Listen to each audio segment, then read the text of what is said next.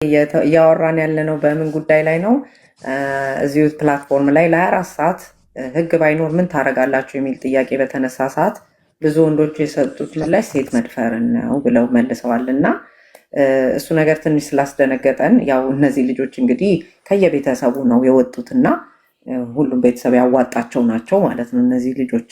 ስለዚህ እንዴት ነው እዚህ ጋር ልንደርስ ይቻል ነው? እኛ እንግዲህ መቼም ሃይማኖት አለን የምንል ባህላችን ጥሩ ነው የምንል ሰዎች እንደ ኢትዮጵያውያኖች ማለት ነው። እና እንዴት እንደዚህ አይነት ትውልድ ልናፈራ ቻልን ብለን በጠየቅን ሰዓት ለእኛ ኦፍኮርስ ልጅ አስተዳደግ ላይ ስለምንሰራ ወደዛ ነው መመለሱ ትክክል የሚሆነው ማለት ነው። እና ምንድን ነው እንደ ወላጅ የጎደለው ነገር? ልጆቻችንን በምን መልኩ ብናሳድጋቸው ነው ብቁ ዜጋ የምናደርጋቸው? እንደዚህ አይነት በጣም አስደንጋጭና ጸያፍ የሆነ ሀሳብ ይዘው እንዳያድጉ እና ተሸክመውትም እንዳይኖሩ እድል እየጠበቁ ማለት ነው። እነሱ እኮ ነገ እንግዲህ ብቻዋን አንድ ሴት ቫልነረብል ሆና ብትገኝ ለማድረግ ምንም ችግር የለባቸውም ማለት ነው እነዚህ ሰዎች። እና እንዴት አድርገን ነው ይህንን ነገር መስመር የምናስይዘው? ልጆችን ስናሳድግ ስፔሻሊ ወንድ ልጆችን እንዴት ነው የምናሳድገው፣ ሴቶቹንስ የሚለውንም ነገር እያየን ነው። እና በሱ ዙሪያ ነው እየተነጋገርን ያለ ነው። ጥሩ ውይይት ነው ያነሳሽው። እና አጠቃላይ እኔ እንደተገነዘብኩት ከዚህ በፊትም እንደማየው አንድ ሀገር እንደ ሀገር አሁን ለምሳሌ ከኢኮኖሚክስ እና ከፍልስፍና ቀላቅዬ ነው ከገባኝ እኔ በራሴ ከእንትን ካልኩት አንድ ሀገር በቃ የተስተካከለ ሀገር ነው የምትባለው ልታሟላ የሚገባው ነገር አለ። አንድ ሀገር ይሄ ዓለም ላይ ያሉትን ሀገሮች ኦብዘርቭ አድርጌ ነው የራሴ አናሊሲስ ነው። አንደኛ ተፈጥሮ ማክበር ነው። አንድ ሀገር ሰላም እና ጤንነት ያለው ሀገር የሚባለው ተፈጥሮን ሲያከብር ነው። በአካባቢ ያለውን ዛፍ፣ በአካባቢ ያለውን ተፈጥሮ ሲያከብር ነው። ሁለተኛ ህግ ሲያከብር ነው። ህግ ሲያከብር ነው። ተደከር ሌላው መከበር ያለበት በአንድ ሀገር ትምህርት ነው። አንድ ማህበረሰብ ለትምህርት ያለው ክብር ከወረደ ያ ማህበረሰብ ችግር ይኖርበታል።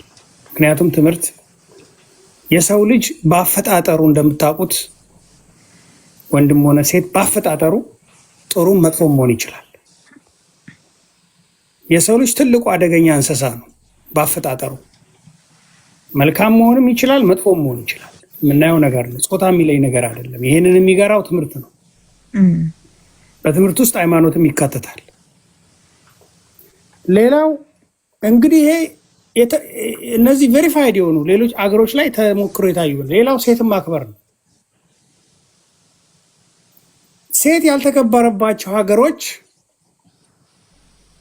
በቫዮለንስ፣ በእርስ በርስ ግጭት፣ በዲሞክራሲ እጦት፣ በትምህርት ማነስ በጣም የሚታይባቸው። ለዚህ ምሳሌ እንግዲህ እስራኤልን መውሰድ ይቻላል። እስራኤል ሚድል ኢስት ላይ ተቀምጣ የሴት ልጅ ዲሞክራሲ በጣም ስላለባት በከፍተኛ ደረጃ አረቦቹን ዶሚኔት አደረገቻቸው። ለምን ከተባለ የሚመስለን እኛ ከጾታ አንጻር ነው የምናየው። የተማረች ሴት ልጆቿ ይማራሉ። ኢሞሽናሊ ያልተጎዳች ሴት የተሻለ ኢሞሽናሊ ስቴብል የሆነ ወንድ ነው የምታሳድገው። ሴት ልጅ ግን አቢዩዝ እየተደረገች ከሆነ የፈለገ ሰው ነችና ማሽን አይደለችም፣ ኢሞሽናል ዳሜጇ ልጆቿ ላይ ይተላለፋል። ሴት ልጅን መጨቆን ብሎ የሚያስብ ሰው የሚመስለው ማህበረሰቡን የጨቆነ እንጂ የተጠቀመ አይደለም። ይሄ በጣም በጣም ዓለም ላይ ይሄ ለብዙ ሺህ ዓመት ተሰርቶ ምዕራባውያኖቹ ቀድሞ ነቅተው ያንን ነፃነት የሚሰጡት የሴት ልጅ መማር፣ የሴት ልጅ መረጋጋት ለራሷ ሳይሆን ከራሷ በላይ የሚጠቅመው ለሌላው። ይህንን አለመረዳት አለ። ይሄ እንግዲህ ሴት ልጅ ማክበር ላይ እኛ ሀገርን እዚህ ማክበር ነው ኮመን የሚያደርገው ነው የምነግራችሁ። የትም ሀገር ላይ የሚሰራ ፎርሙላ ነው። መጨረሻው ድሃን ማክበር ነው። ድሃን የማታከብሪው ከሆነ ይበላሻል፣ ያርድሻል።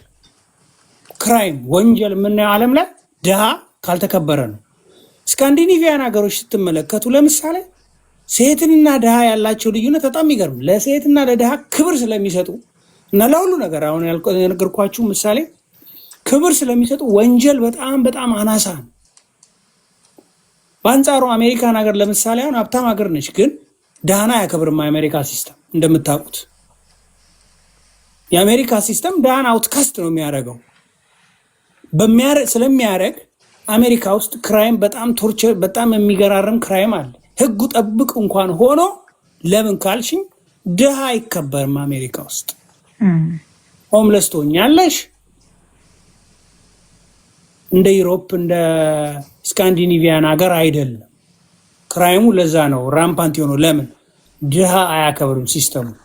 ቢዝነስ ኦሪየንተር ነው። ካለ አለ፣ ከሌለ የለም። አውትካስት ነው የሚያደርግሽ። ሶ አጠቃላይ እነዚህ ነገሮች የጠቀስኳቸው ዋና ዋና ነገሮች አንዱ ከአንዱ ጋር ይገናኛል። አሁን እንግዲህ የሴት ልጅን መከበር አለመከበር ስናወራ በጣም የሚያሳዝነው እኛ ሀገር በጣም በሚያሳዝን ሁኔታ ዳይቨርሲፋይድ በሆነ በሰፊው ሴት ልጅ አለማክበር እንደ ኖርማል ነው እየተቆጠረ ያለው።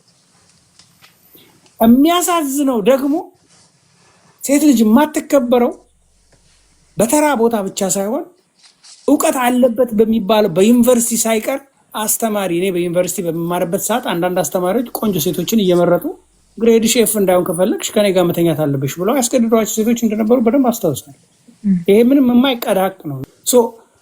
ይሄ እንግዲህ ምንድን ነው ካላችሁ እንዲህ አይነት የተበታተነ ነገር ስታይ ስትሮንግ የሆነ ኢንስቲትዩሽን ለሴቶች ፕሮቴክት የሚያደርግ የለም። በየቀበሌው ቢያንስ ህፃናትንና ሴቶችን የሚከላከል ጥበቃ የሚደረግለት ከጥቃትም ሲሰነዘርባቸው እዛ ሄደው የሚያድሩበት ፕሮቴክሽን ሜካኒዝም መፍጠር ቀላል ነው፣ ውድ አይደለም።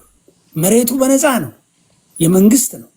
ግን ያንን ነገር የማናደርገው ለምንድን ነው? የእውቀት እጥረት ስላለብን፣ እውቀት ስለሌለ እንጂ ህፃናትንና ሴቶች ለምሳሌ ባላቸው ደብድቧቸው እዛው ቤታቸው ነው የሚያድሩት። ተመልከቱ እንግዲህ ሰው ኢሞሽናል በሚሆንበት ሰዓት አደጋ፣ ወንጀል ሊፈጽም ይችላል። የሰው ልጅ አውሬ ነው የመሆን እድሉ ሰፊ ነው። እና እኛ ሀገር ደግሞ እንደምታውቁት በጣም እኔ እኛ ሀገር አንዳንድ ነገሮችን በተለምዶ እየሰማው አንዳንዴ በጣም እደነግጣለሁ። ኮሜንት ውስጥ ገብቼ ተራ የሚመስልን የሀሜት ውስጥ የማየው ሰው እንዴት ያስባል ብዬ ልጁ አሁን ዛሬ ከሰዓት ላይ ያየሁት በጣም የገረመኝ የወንጀል ታሪክ ነው። ስለ ህይወት ላይ አባቱ እናቱ ልካው ሲወጣ በዳቦ ሊገዛ መጠጥ ጠጥተው ሴትና ወንድ ናቸው ገደሉት። ያው በመኪና አደጋ ማለት ነው። አባት እና ልጅቷ ለካ ረስታው ስልኳን ጥላው ሄዳለች። አባትየው ያችን ስልኳን ለፖሊስ ሳይናገር አድብቶ ሄዶ ልጁን ገሎ ሴቷንም አቆሰላት፣ ፓራላይዝ አረጋት። ተመልከቱ። አሁን ይሄ እንግዲህ ህግ ነው ያለማክበር ተፈጥሮ ነው። ደግ አረገ ነው የምንለው ብዙዎቻችን፣ ግን ሮንግ ነው።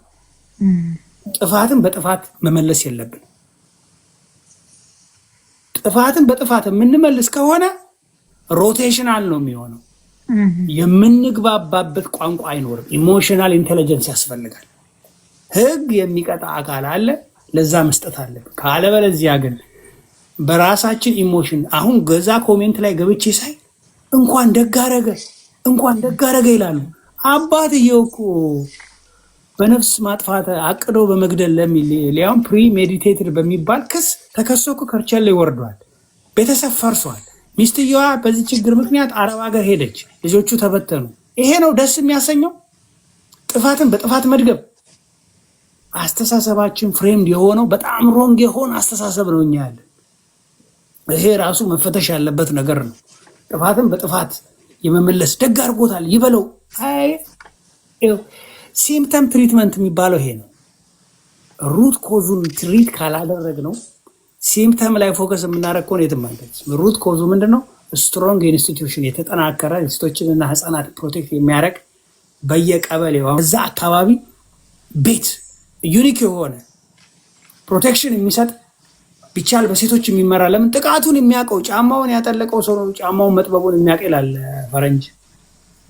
የሚመራ ጋይዳንስ ያለው ፕሮቴክሽን ያለው በማንኛውም ሰዓት ሴቶች ሲደውሉ ፕሮቴክሽን ሊያገኙበት የሚችሉት የመኪና አቅርቦት የሚሰጡ ሁሉም ያስፈልገዋል። የተሟላ ይሄ ውድ አይደለም ለአንድ ሀገር ለምን ትውልድ የሚድነው በዛ መልኩ ነው። ይሄ ነገር የሴቶች መብት የሚለው ነገር በጣም በጣም በጣም በጣም በጣም በጣም በጣም አስፈላጊ ነገር ነው። ግን ደግሞ ባይዘዌ የሶሻል ሚዲያ ላይ የምታዩቸውን ሰዎች እንደ ጤነኛ እየቆጠራችሁ የምታዝኑ ከሆነ እኔ አሁን የደረስኩበት ነገር አለ። ሮማውያኖች እንደሚሉት ሰላም ለማግኘት ከፈለግ አንተ የምትቆጣጠር ላይ ፎከስ አድርግ። ምክንያቱም ሌሎች ሰዎችን መቆጣጠር አንችልም። እኔ በራሴ በደረስኩበት ባነበብኩት የ600 በላይ የስነ ልቦና ችግሮች አሉ ይላል የሳይኮሎጂ እንትን። እዚህ ሶሻል ሚዲያ ላይ የማያቸው ሰዎች አብዛኛው የአይምሮ ሕክምና ትሪትመንት የሚያስፈልገው ሰው ነው። በጤነኛ አስተሳሰብ ውስጥ ሆኖ ብቻ አይደለም ያለው። ይሄ እንደ ማህበረሰብም እኛ በመሰረቱ ክሎዝድ ሶሳይቲ ስለሆነን በብዙ ነገር ላይ አንወያይም። ክሎዝድ ሶሳይቲ ስለሆነ ብዙ ያልገመገምናቸው ታሪኮች አሉ። ወደኋላ ሄደን ያ ቁስል ያ ትራውማ ይዘን በተለይ በዚህ በኢሃፓ ደርግ ጊዜ በነበረው ቁስል አባቶች የሆኑ ናቸው እነዚህ ልጆች ያሳደጉት። በዛን ጊዜ ደግሞ ነቢል በተረካውም በመጽሐፉም እንደጠቀሰው 7 ሰው እኮ ነው የሞተብኝ እንደ ኖርማል የሚቆጥር ሰው አለ። እኔ እኮ ስመት ስገርፍ 7 ሰው ነው የሞተብኝ የሚል ሰው አለ። እንደ ግድያን እንደ ኖርማል የሚቆጥር ጀነሬሽን ነበር። ከዛ አልፎ አገዳደሉ ራሱ በጣም የሚገርመው አገዳደል ራሱ ለምን ከተባለ ማህበረሰብ ውስጥ የተደበቀ ቁስል አለ፣ ኤክስፕረስ የሚደረግበት መንገድ ነው። አሁንም እነዚህ የሚያወሩት ሰዎች የማህበረሰቡ ሜንታል ኢልነስ ያለባቸው ሰዎች ሜንታል ኢልነሱ እነሱም አያውቁትም እኮ። እንግሊዞች አንድ አባባል አላቸው፣ ባብ ዘፉል የሚሉት አለ፣ ጅሉ ባብ የሚሉት አለ። እና ቁልፍ ጠፍቶታል ይፈልጋል አሉ። ፖሊስ ነው አፋልገው ምሽት ላይ ነው አፋልገው እንዶ ባብ ግን ቁልፉን እንዶ የጣልከው እዚህ ብርሃኑ ላይ ነው ሲል የጣልኩት እንኳን ጨለማ ውስጥ ነው ግን የሚመቸው ብርሃን ውስጥ ነው ብዬ ነው ብርሃን ውስጥ የሚፈልገው አለ እንደሚባለው። እና እኛም እንደዚህ አይነት መንፈስ ውስጥ ነው ያለነው። እንደ ማህበረሰብ ትራውማቲክ የሆነ ኤክስፒሪየንስ ያለፍን ሰዎች ነን ኢትዮጵያውያኖች። ያንን ዲል ሳናረገው አሁን ደግሞ እነዚህ የፖለቲካል ኢንሴኩሪቲ ባለበት ሁሉ ዋና ቪክቲም ህፃናትና ሴት ናቸው።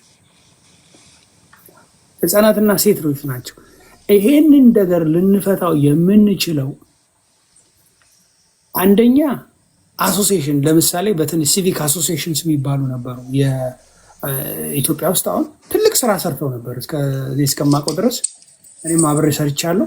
ሲቪክ አሶሲዬሽኖች ሴቶችን በማንቃት በማስተማር በተለያየ ቦታ የማንቃት ራሳቸውን እንዲጠብቁ ራሳቸውን ከበሽታ እንዲከላከሉ ሁሉ ትሬኒንግ ሰጣቸው ነበር የተከፈላቸው አበል